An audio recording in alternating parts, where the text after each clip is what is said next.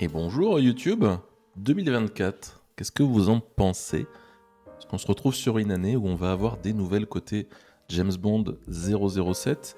Quels sont également vos favoris parmi les prétendants? Je vous rappelle qu'il y a eu des noms qui ont circulé durant des années. Il y a eu beaucoup d'infos, d'ailleurs ça se bouscule sur YouTube au niveau des vidéos. Michael Weatherly, Idris Elba, Tom Hiddleston, hein, bien sûr, l'acteur de Loki, Michael Fassbender, l'acteur de Magneto, Anna de Armas, qui était l'espionne présente dans Mourir peut attendre, le dernier film avec Daniel Craig. Mon préféré, c'est René Jean Page, vous l'avez compris au niveau de la miniature et la petite animation que vous avez là.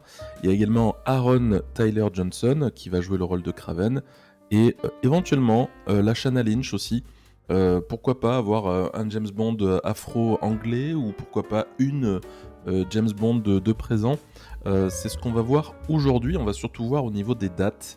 J'ai envie d'aborder l'attaque. Est-ce que 2024 est une année gond pour James Bond? C'est-à-dire que il y a un calendrier, il y a des informations que nous avons, et il y a surtout beaucoup d'articles qui sont rédigés sur le fait que Madame Broccoli, qui est la responsable de la production de James Bond, nous dise fin 2023. Elle nous explique dans un article que je vais vous le mettre en lien au niveau des commentaires.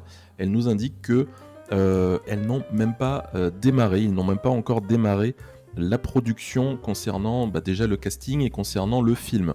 Donc est-ce que vraiment ces informations-là sont faites pour nous faire monter la hype? Bien, nous allons voir ça tout de suite.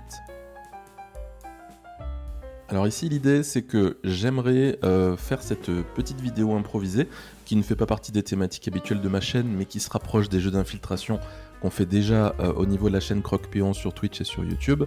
C'est tout simplement de voir ce calendrier. Souvenez-vous, il y a 25 ans, je n'ai pas compté le premier film de Pierce Brosnan parce que une génération c'est 25 ans pile, donc au-delà de 25 ans c'était son premier film, donc on va considérer que le deuxième qu'il ait tourné en tant qu'acteur de James Bond, c'était Demain ne meurt jamais. On est en 97. Nous avons eu en 99 Le Monde ne suffit pas, et nous avons eu Meurt un autre jour en 2002. Donc au niveau de ces films, on voit qu'il y a un rythme quand même qui est assez soutenu en termes de sortie. Il y a eu la fameuse transition qui s'est faite de 2002 à 2006. Souvenez-vous, il y avait eu l'annonce qui avait été faite au niveau de Daniel Craig, et ça avait créé justement la surprise au niveau mondial, puisque personne ne l'imaginait jouer James Bond, et puis au final on se rend compte que c'est un des meilleurs qu'il ait jamais eu. Donc nous avons eu 4 ans d'intervalle, et la sortie de Casino Royale 2006, Quantum of Solace 2008, Skyfall, le carton au niveau de James Bond du 21e siècle 2012, Spectre 007 Spectre pour les intimes 2015, et enfin Mourir peut attendre 2021. Alors pourquoi ce calendrier?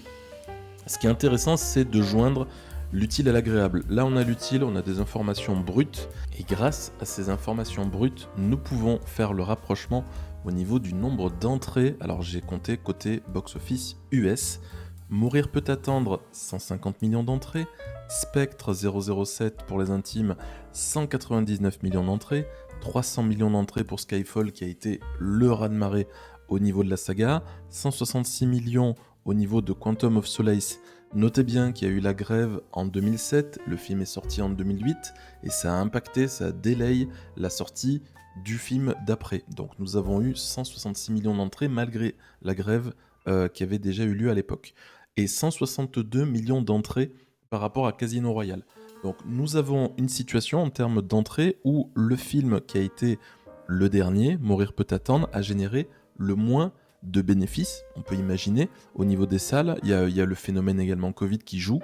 Donc on est en situation où sûrement il y a des choses au niveau stratégique, au niveau business, pour générer des dollars, qui doivent être mises en place, et forcément les choix sont très difficiles. Je vous rappelle aussi que nous avons une grève qui vient tout juste de se terminer à Hollywood, puisque c'est chronique ce genre de situation à Hollywood, et donc forcément ça va impacter aussi le recrutement et le scénario de la nouvelle génération de films James Bond, c'est une évidence. Donc je n'ai pas compté la France au niveau de ces valeurs-là, mais nous nous rendons compte que la série a fini avec Mourir peut attendre, où le cachet de notre ami Daniel Craig avait été astronomique, parce que justement il ne voulait pas faire un nouveau film James Bond, et du coup Broccoli avait dû s'aligner avec ses demandes. Donc il y avait un côté C'est ça que je veux vraiment vous dire dans cette vidéo, c'est qu'il y a un côté affectif. C'est-à-dire qu'on a l'impression que Barbara Broccoli ne veut pas tourner la page Daniel Craig. Elle a eu beaucoup de mal à imaginer que ça pourrait s'arrêter un jour.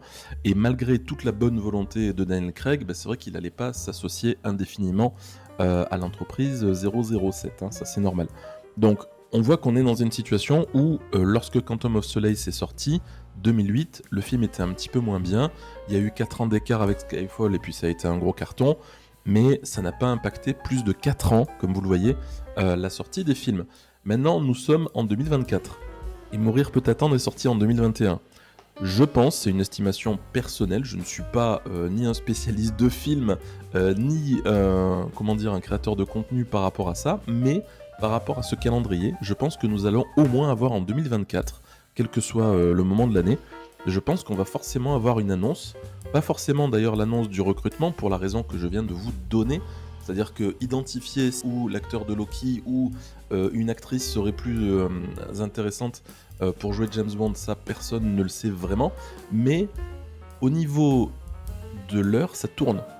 On a l'heure qui tourne, on a un calendrier qui doit malgré tout être assuré, puisque ça reste du business, ça reste une entreprise, une multinationale, donc on devrait avoir des informations au niveau de 007 cette année, et bien évidemment, vous allez avoir le 1er mars, il y a un musée qui ouvre au niveau de toutes les voitures de James Bond.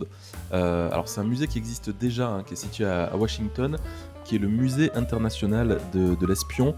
Et en fait, il va y avoir énormément de véhicules par rapport au tournage des 007 qui vont être mis en avant, bien sûr, des Aston Martin.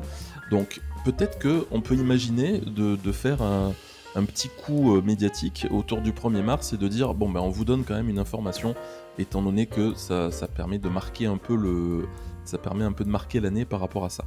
Donc moi j'aimerais beaucoup en tout cas qu'on ait au moins des nouvelles de ceux qui sont castés pour jouer le prochain ou la prochaine James Bond, que quelles que soient leurs origines, quelles que soient leurs préférences par rapport au film, hein, on fait confiance par rapport à ce qui est proposé. Donc allez René Jean Page, j'espère qu'on va l'avoir au niveau de notre prochain James Bond.